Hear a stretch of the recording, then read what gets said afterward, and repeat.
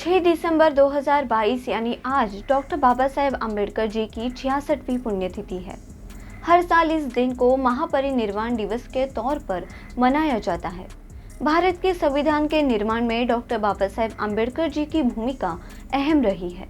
Doctor Baba Saheb Ambedkar ji को अभिवादन करने के लिए सुबह 5 बजे से ही देश भर से लाखों की संख्या में अनुयायी चैत्य भूमि पर आए। रात से ही अनुशासित तरीके से कतारें लगाकर अभिवादन भी शुरू कर दिया गया और पुलिस की सुरक्षा व्यवस्था भी वहां मौजूद थी। कोरोना के बाद यह पहला महापरिनिर्वाण दिवस है जिसे इतने उत्साह और इतने सारे अनुयायियों के साथ मनाया जा रहा है। मुंबई महानगर पालिका की तरफ से भी डॉक्टर बाबा साहेब अम्बेडकर जी के अनुयायियों के लिए रात से ही अनुशासित तरीके से कतारें लगाकर अभिवादन भी शुरू कर दिया गया और पुलिस की सुरक्षा व्यवस्था भी वहां मौजूद है। कोरोना के बाद यह पहला महापरिनिर्वाण दिवस है जिसे इतने उत्साह और इतने अनुयायियों के साथ मनाया जा रहा है। मुंबई महानगर पालिका की तरफ से सभी डॉक्टर बाबा साहेब अम्बेडकर जी के अनुयायियों के लिए इंतजाम भी किया गया है।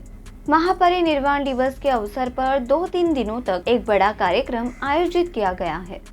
पुस्तक मेला एक महत्वपूर्ण आयोजन है क्योंकि डॉक्टर बाबा साहेब अम्बेडकर जी ने पूरी दुनिया को सबसे बड़ा संदेश दिया था कि पढ़ो, सीखो और आगे बढ़ो। इस जगह पर किताबों के महत्व को उजागर करने के लिए कई बुक स्टॉल्स लगाए गए हैं।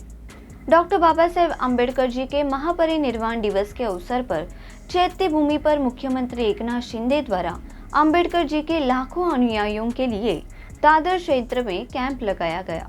साथ ही 5 लाख नागरिकों के लिए भोजन की व्यवस्था भी की गई है। पिछले 5-6 दिनों से ये तैयारी चालू है। डॉक्टर बाबा साहेब अम्बेडकर जी के 66वें महापरिनिर्वाण दिवस के अवसर पर मुख्यमंत्री एकनाथ शिंदे जी, राज्य के उप मुख्यमंत्री देवेंद्र फडणवीस जी, राज्यपाल कोश्यारी जी, विपक्ष के नेता अजित पवार जी, जयंत पाटिल जी और कई अन्य विभिन्न देशों के राजदूत डॉक्टर बाबा साहेब अम्बेडकर जी को अभिवादन करने के लिए चैत्य भूमि पर आए थे।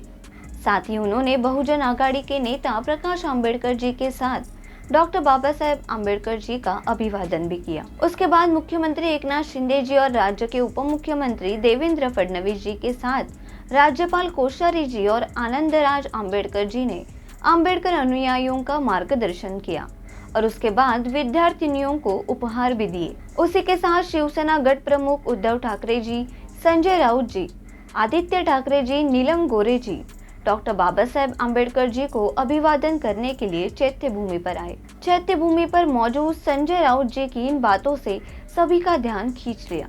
उन्होंने कहा कि छत्रपति शिवाजी महाराज जी और डॉक्टर बाबा साहेब अम्बेडकर जी ये हमारे 2 आराध्य दैवत है, पर इस महाराष्ट्र के चलते समय में डॉक्टर बाबा साहेब अम्बेडकर जी की घटना का अपमान किया जा रहा है।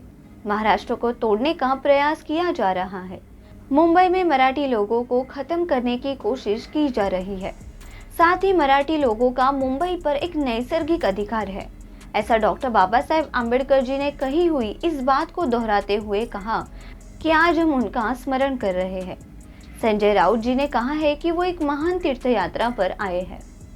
जैसे मुंबई की चैत्य भूमि में लाखों नागरिक डॉक्टर बाबा साहेब अम्बेडकर जी को अभिवादन करने आते हैं, वैसे ही नागपुर की प्रसिद्ध दीक्षा भूमि में भी उतनी ही भीड़ दिखाई दी। वहां भी अनुयायी दर्शन करने के लिए आए हैं। नागपुर में बाबा साहेब अम्बेडकर जी के अस्थि कलश के दर्शन करने के लिए अम्बेडकर अनुयायी आते हैं। 1956 में उन्हें अपने अनुयायियों के साथ नागपुर के इसी दीक्षा पवित्र भूमि में 14 अक्टूबर 1956 को उन्होंने एक आम सभा आयोजित की जिसमें उनके 5 लाख समर्थकों ने बौद्ध धर्म अपनाया था। डॉक्टर बाबा साहेब अम्बेडकर जी एक अष्टपैलु व्यक्ति है जिन्हें कभी कोई नहीं भूल सकता। उन्हें भारत के संविधान के जनक के रूप में भी माना जाता है।